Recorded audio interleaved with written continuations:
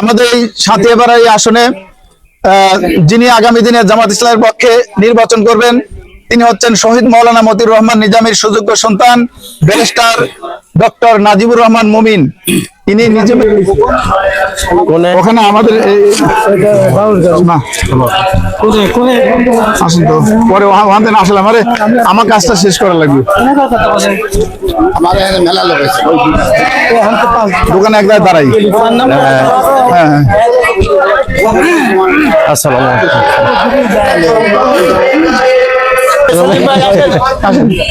চলছে মোটামুটি।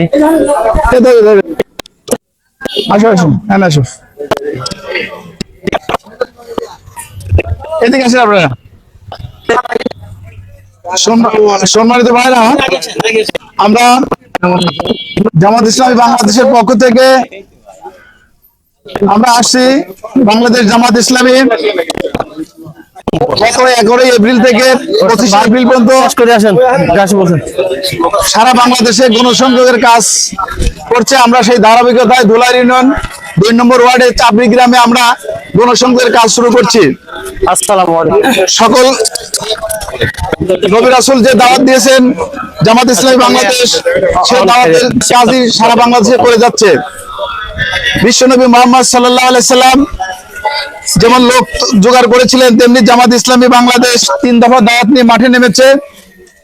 কোরআন এবং হাদিস থেকে জানা যায় নবী আলাইহিস সালাম দাওয়াত দিয়েছিলেন ইয়া কওম উবুদুল্লাহ মা লাকুম মিন ইলাহি গায়রু, হে দেশবাসী তোমরা একমাত্র আল্লাহর দাসত্ব করো, তিনি ছাড়া তোমাদের কোনো ইলাহ নেই।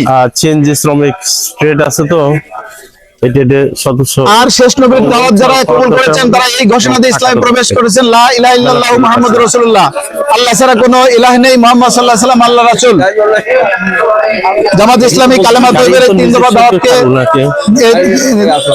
এই ঘোষণাকে 3 দফা দাওয়াত আকারে পেশ করেছেন।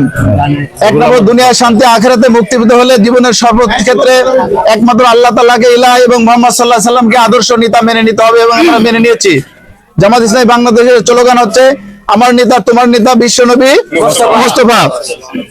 আপনি যদি সত্যিটা মেনে নিতে থাকেন তাহলে আপনার বাস্তব জীবন থেকে ইসলামের বিপরীত কাজ এবং অভ্যাস সব দূর করতে হবে। আমরা জামাত ইসলামের পক্ষ থেকে এই দাওয়াত দিয়ে যাচ্ছি।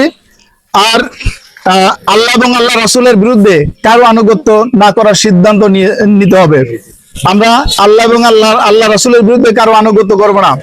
যেমন আমাদের জাতির পিতা হযরত ইব্রাহিম আলাইহিস সালাম, এখন যদি আমরা মন গড়া অন্য কাউকে জাতির পিতা বলি তাহলে কিন্তু সমস্যা। তাই যারা আমরা অন্য লোককে জাতির পিতা বলে আমরা এ যাবৎ মেনে নিয়েছি, কথা বলেছি, আমরা আল্লাহর রাস্তায় তওবা করে ফিরে আসি। এই দুটো নীতি অনুযায়ী খাঁটি মুসলিম হিসেবে জীবনযাপন করতে হলে জামাতবদ্ধ হয়ে সমাজ থেকে অসৎ লোকদেরকে নেতৃত্বকে সরিয়ে দিয়ে যোগ্য সৎ ও আল্লাহভীরু খোদাভীরু দিনদার মুত্তাকি লোকদেরকে সমাজের নেতৃত্ব বসাইতে হবে। মুসলমান হিসেবে আমাদের এটা ইমানি দায়িত্ব। এই 3 দফা দাওয়াত নিয়ে জামাত ইসলামী বাংলাদেশ মাঠে নেমেছে। আমরা এই দাওয়াতে এই কাজ করছি, সকল নবী রাসূল এই দাওয়াতই দিয়েছেন।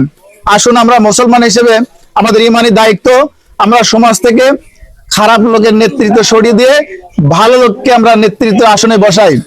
আমাদের এই সাথিয়াপাড়া এই আসনে যিনি আগামী দিনে জামাত ইসলামের পক্ষে নির্বাচন করবেন তিনি হচ্ছেন শহীদ মাওলানা মতিউর রহমান নিজামীর সুযোগ্য সন্তান ব্যারিস্টার ডক্টর নাজিবুর রহমান মুমিন। ইনি নিজামী সাহেবের সুযোগ্য সন্তান, যোগ্য সৎ এবং ভালো মানুষ। ইনাকে আমরা আগামী দিনে সংসদ নির্বাচনে বিপুল ভোটে জয়যুক্ত করে সংসদে পাঠাই। দেখবেন ইনশাল্লাহ কোরআন এবং হাদিসের কথা ওনারা সংসদে বলবেন, আর আমরা আমাদের ভোটের মাধ্যমে যখন উনি কোরআন হাদিস কথা বলবেন এর জন্য আমরাও সওয়াব পাবো ইনশাল্লাহ।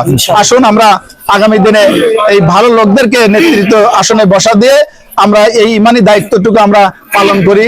এই কথাটুকু বলে আমার কথা শেষ করে আসসালামু আলাইকুম রহমতুল্লাহ।